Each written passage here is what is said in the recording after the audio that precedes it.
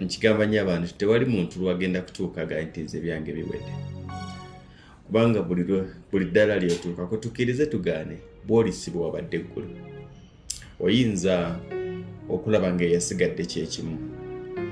kubanga kiwabadde oyagala tewakoze eki tewakifunye naye olina achievements ze wafunye oba oliawo gwe zootalengera ng'emu ku nsonga lwaki tozirengera kubanga si ze wali otunuulidde okufuna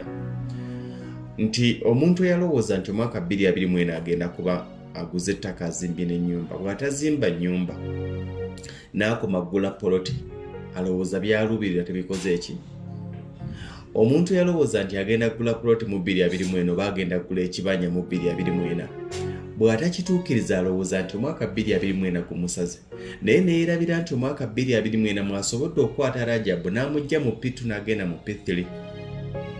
waliwo abatasobodde kuweerera abaana baabwe nga batudde waka ate nga bali myaka gye gimu n'abaana bo so tusooka kwebaza Katonda nti ezimu achievements tetuziraba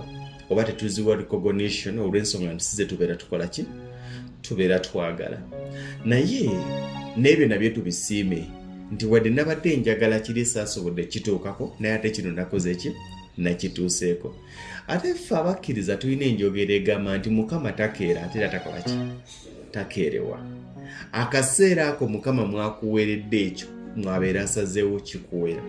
Mukama mwowamusabira okuwa kiri nekiri n'atabikuwa